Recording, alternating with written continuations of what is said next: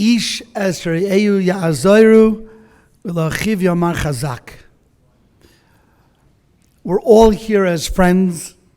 We're all here on a journey with a sense of achrayus, a sense of beauty, and with the awesomeness of the trust that the Eibishter has given us. Neshamalach, beautiful, sweet, pure neshamalach, that are having their nisyonos. I'd like to give a big yashikayach to Rabbi Avi Fishoff.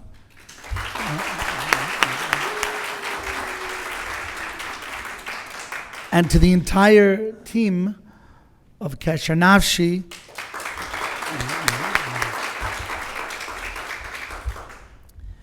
And I'm honored to be the first speaker, plus I have a wedding to run to.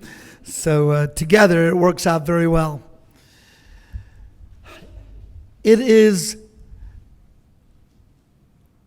a sense of optimism that Kesher Nafshi has given each of the parents in the room to let everyone know that you're just in the middle of the book. And the book is going to have an amazing ending. And I'll tell you why I know this. I often tell my Talmidim, whoever else will listen, that when you put in good ingredients come out. Sometimes they get a little vulval, they get a little mixed up, and it takes a while for the oil and the water and the this to settle till it's all mixed. It takes a little while longer. But if you know, as a parent, that you put in good ingredients will come out. Sometimes, like very delicious wine, it takes a little longer.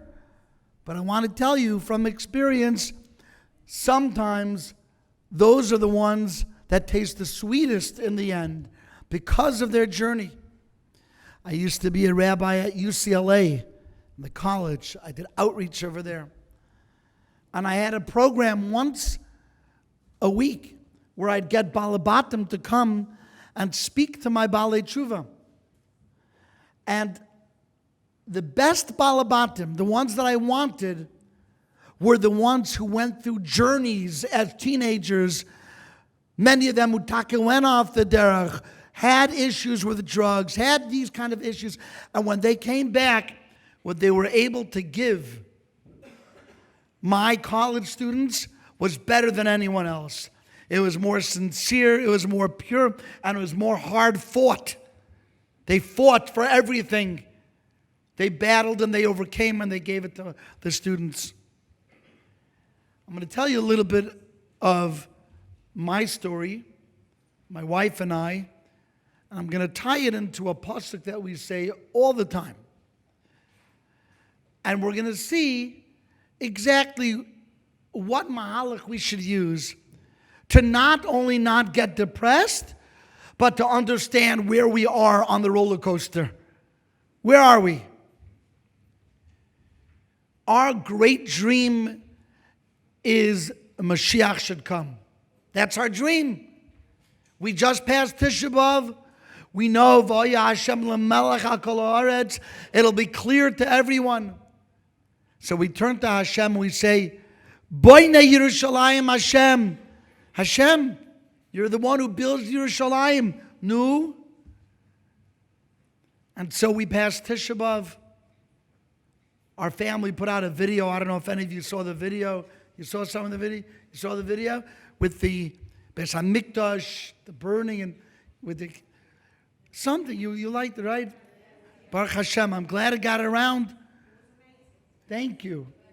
Thank you. It was made with love. Hashem, you're the Boinei Yerushalayim. But not only are you the Boinei Yerushalayim, you're the Nidchei Yisrael Yechanes. Those who are far flung from Yiddishkeit. Those who are the Nidchei Yisrael. They could be the non-from kid in Gainesville, Florida, or in Wichita, Kansas, or it could be our own Yingler Meidela who lives down the hall in the bedroom but doesn't come down for the Shabbos meal.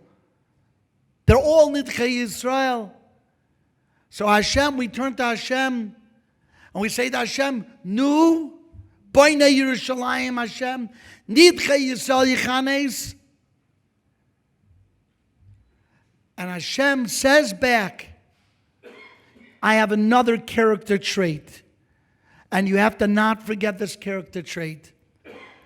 Haroifei lishvurei leiv u'mechabesh la'atzvaisam.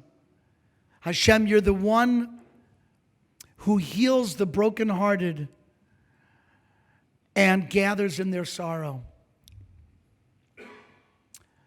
Baruch Hashem, we have 11 children. We have a lot of nachas. We have 12 grandchildren, Baruch Hashem, even more on the way. Halavai, many more. My students, sometimes, my college students who are not from, they say, Rabbi, when are you going to stop having kids? Overpopulation. When are you going to stop overpopulation in the world? I say, we'll stop at 6 million. Otherwise, the world owes us. I'm not worried. We'll populate plenty. 6 million will stop. Really, we won't. If my wife's masking. Hashem is the Roifei Lishvurei Leiv. We have 11 children, and Baruch Hashem, we have so much nachas. Many of our children are Shas Yidden. Pshutoi K'mashmoi. Our second son is a Baki B'chol HaTorah Kula, not a Guzma. Rambam Mila B'Mila. And our next children made Siyum, Shas Siyumim at their chasanas. Our oldest son, our Bechor, went through something in the yeshiva. I don't want to get graphic, but something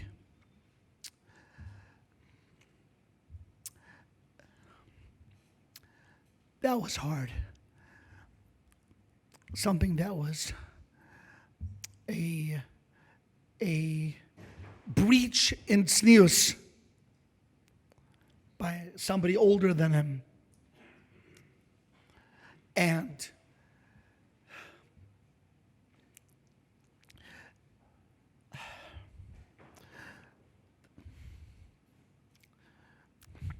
that began a journey that was very, very difficult. It was all of a sudden a good yeshiva, olives like the rest of his brothers, Bekias, Be'iyun, awards, and in 1 month everything changed.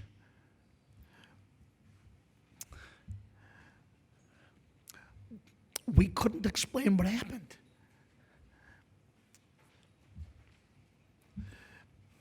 This was not planned. I'm sorry. This is not okay. Not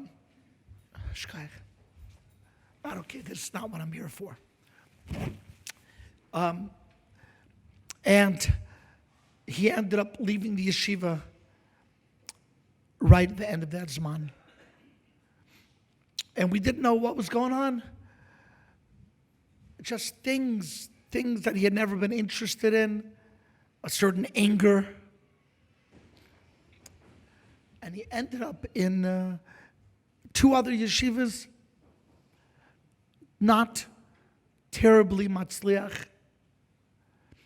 We thought, teenagers, we didn't know all the details. We know that when he complained, he wasn't believed. It was downplayed. And he ended up going to a few different yeshivas. And finally, we thought we'll send him to Eretz Yisrael. He's still very good in learning. It was like his brothers. This is a bacher. To understand, this is a bacher. When he was 16, 17 years old, on one Shavuos, he finished Masechta Shavuos twice. The entire Gemara Masechta Shavuos twice over one Shavuos. This is a good bacher. And we ended up sending him to Eretz Israel, and he was, he got into pot. At that time, there were guys smoking. He was smoking. It was part of that culture. The house that he lived in with the Bachrim was not a pleasant house. It was a filthy house. And we, being naive, it's our oldest Bachar, we didn't have experience. So we, he'll be okay, he'll get over it. He'll get married. He'll find his way. It'll be okay. I had a young lady who we were Makarev, very elegant lady from Europe. We sent her to seminary. She came. She was stark. She was honored that we would consider her for our son. She knew, Kletzko, let's do it. We were happy that he should find the shidduch. And they had a marriage that lasted a few years. First, they didn't have children. And then they went for treatments. And it was against people's better judgment that they should have, because at that point,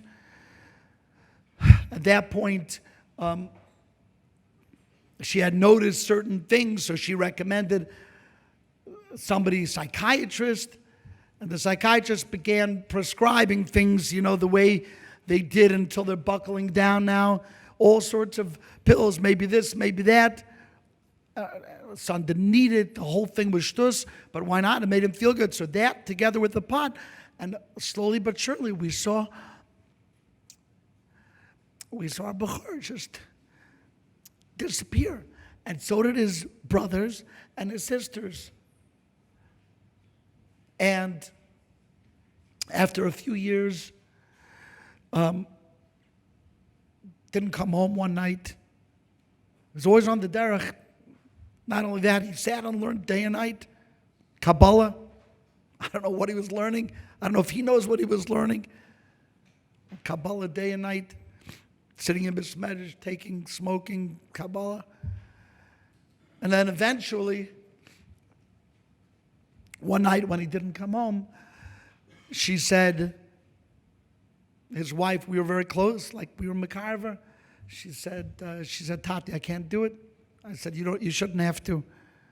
I said, you'll have your get within 24 hours. And we gave her right away. It wasn't her fault. Pasha wasn't her fault. And he moved back in. And it just got crazier.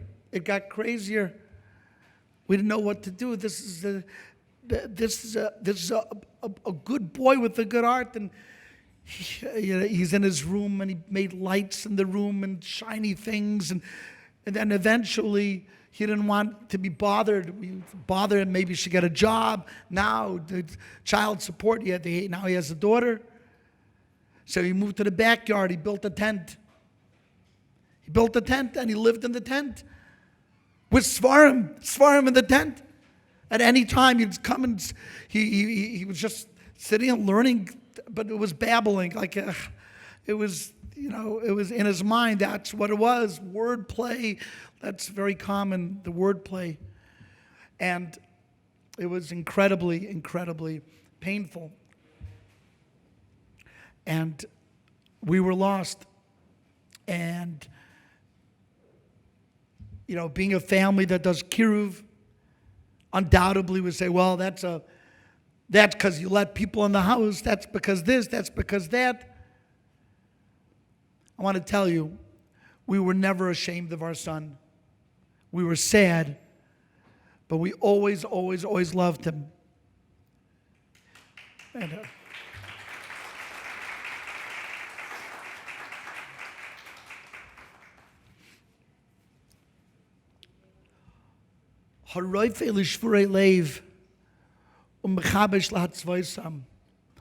the broken-hearted Bacher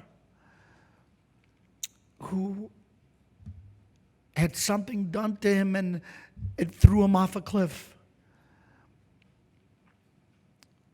I spoke to somebody who was involved with these inyanim. He said 90% of the kids go off the derech, something happened to them. 90%. I don't know if that's true, but I know the number's high. 98%. So this lasted for a few years. When I first spoke for Kesher Nafshi, I spoke about my son living in a tent in the backyard. And it was madness, and we tried to understand why it made sense. And then winter came, and it snowed. So he brought more blankets to his tent. And there were times where it was the coldest, and my wife and I used to wake up in the middle of the night to make sure he was alive, that he didn't freeze to death, because in his mind was so full of this medication that he didn't have the seichel to go inside.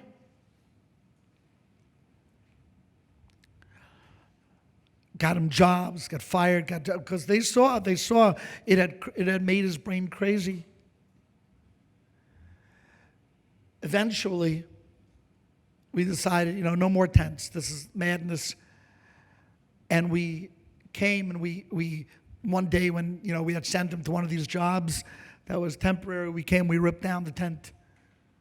He came home, he was so upset. He was beyond, but it wasn't him. It wasn't him. It was the medication. He is a sweet Zisa boy. But the medication had made him crazy. And I realized it could happen to any family. I realized that you could bring your kids up with the best chinuch, with the most love, with caring and doing homework and benching with them when they sit on your lap and making contests with them. We made contests constantly. This Masech, and every siyum that they made, we would make steaks, make it lebedik. Baruch Hashem, that's why Baruch Hashem, the other kids, they're so excited, and so is he. Eventually, so he moved back in, and we realized that he's beginning to have a hashba. And at that point, this is after I spoke in Kesher Nafshi, I called him in and I said, I had thought about it. You always wanted to move to Eretz Yisrael. I think that's a good idea. And of course, I wanted him to move. I didn't want him to be mashpia. But I said, we're going to pay for you. We're going to give you setup money. You're going to go. We realized that the only way he's going to find himself is if he finds himself by himself. But with love and with caring, we sent him, and I have siblings who live in Eretz Yisrael. And after a little while, his medication ran out. And of course, these things are addictive, incredibly highly addictive. So he called up, Tati, you have to send the medication. I said, I can't. We don't. And he got starved out of the medication. Starved for 4 months. He said, worse than Gehenna. But with love and be me'achorei aparged, we set up in the makolet that he should have a way of buying food, and we set up all sorts of things only with love for him to find himself. And I want to tell you why this is so important. You have to continue with the pasuk. You know how you gather in sorrow? Do you know how you take a kid who should be somebody who's an emerging gadol, a good husband, somebody who cares? You know how to get them back? You have to understand that they have to understand that they are special. The next pasuk doesn't seem to make any sense. The next pasuk, right after Mechabesh Latzvoisam gathers in their sorrow, the next pasuk is Meine mispar la'koichavim l'chulam shemos yikra. What's the kesher between Baina Yerushalayim and Meine mispar? It seems like there's no kesher at all. I count stars. My friends, how many stars exist in the world, in the universe, the known universe? 10 to the 23rd. That means 1 with 10 with another 23 zeros afterwards. 23 zeros. That's an astounding number of stars. There's actually 10 million stars for every one person in the world. 10 million stars for every person that's alive. So what do we care, Hashem? You count stars, you give them you give them names. What does that mean? And the answer is that a star is just gas. It's just a nuclear fusion. It's hydrogen becoming helium. That's all it is. It's just nuclear fusion. It's a ball of fire. Who cares how many there are? And for sure, who cares what their name is? Their name? What do we care about the name of a star in Jena Ekveld? Who cares? The answer is, Hashem is saying, if I care so much about a star, which is nothing but a ball of gas, imagine how much I care about your child. Imagine how special and how precious and how unique this child who's lost, who's trying to find themselves or doesn't even know that they're supposed to be trying to find themselves. Hashem says they're more special than 10 million stars, and I gave every one of those stars names. And your child is more special than the stars in the universe. What is a name? A name is a tafkid. A name is a tachlis. A name says, you have a purpose in this world. You're supposed to accomplish something great. You have a name. Hashem says, not only do stars have names, but your Chezki and your Miriam and your Baruch and your Isaac, they all have names. They all are supposed to do something great. So at some point we're going to say, you know what? You're struggling, but can I be honest with you? I also struggle. My struggles are not your struggles, but I also have struggles.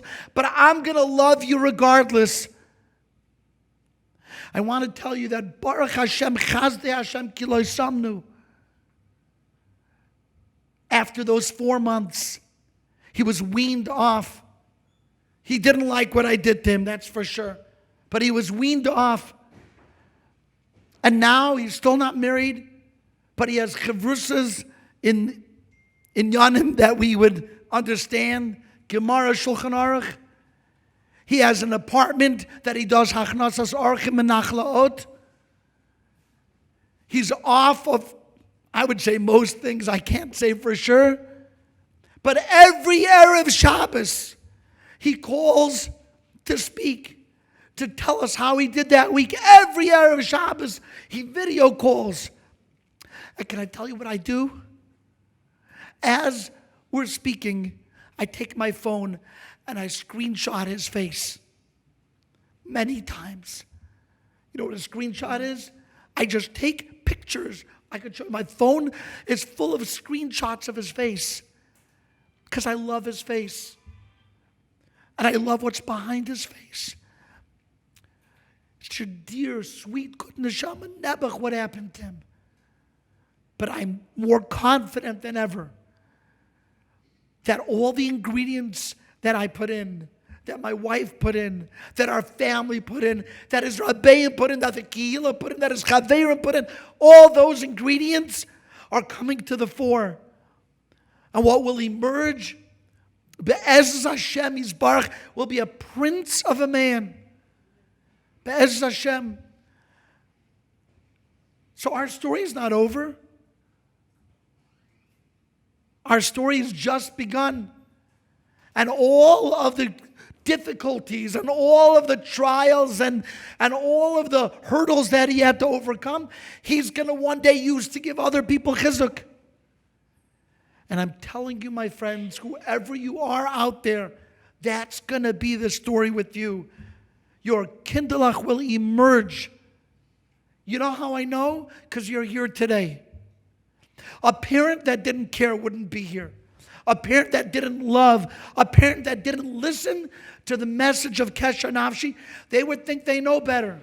Or they would write off their child. I don't want to know. I did my best. I got other kids to worry about. But that's not you. You understand that every child is no'olam maleh. Every child is the biggest achrayus, and every child is worth it to spend a Sunday afternoon here listening. Perhaps, maybe, possibly, you'll hear one word of chizuk, and that one word of chizuk will lift you up and let you come home and love your child just a little bit more. Because at the end of the day,